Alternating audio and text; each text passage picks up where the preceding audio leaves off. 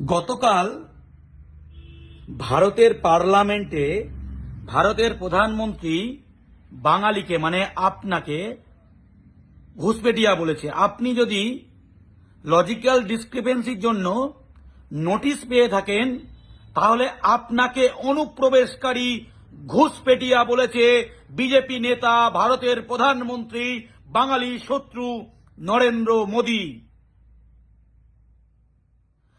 যারা গাঙ্গুলি গঙ্গোপাধ্যায় ইস্যুতে নোটিশ পেয়েছেন তারা রোহিঙ্গা, যারা ব্যানার্জি বন্দ্যোপাধ্যায় ইস্যুতে নোটিশ পেয়েছেন তারা রোহিঙ্গা, ওদের এআই সফটওয়্যারে ওসিআর দিয়ে ভুল হয়েছে যাদের নামের বানান তারা রোহিঙ্গা।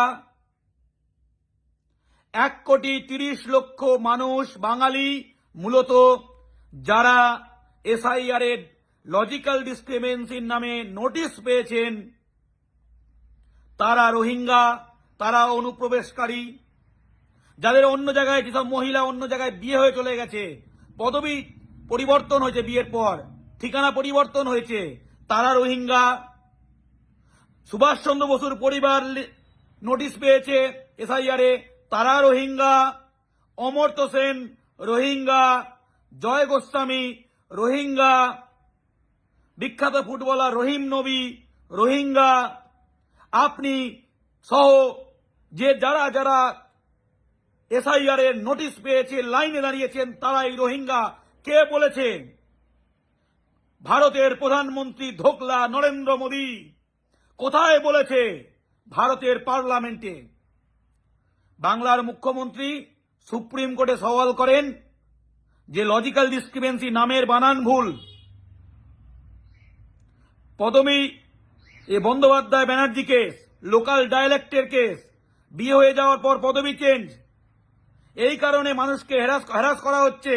তার প্রতিকার চেয়েছেন, যেটা আমরা বাংলা পক্ষ বারবার নির্বাচন কমিশনে গিয়েও বলেছি, আন্দোলন করেও বলেছি, টিভি মিডিয়া সব জায়গায় বলেছি।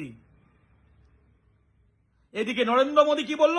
এটা ঘুষপেটিয়াদের বাঁচানোর চেষ্টা হচ্ছে।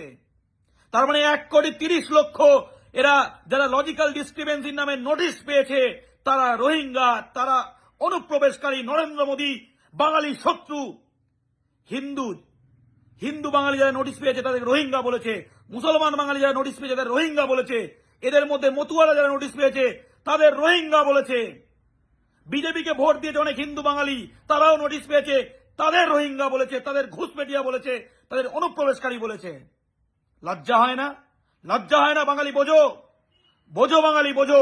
বিজেপি তোমাকে ঘুষপেটিয়া রোহিঙ্গা করে রাষ্ট্রহীন করতে চায়। আমরা লড়ছি, আমরা লড়বো।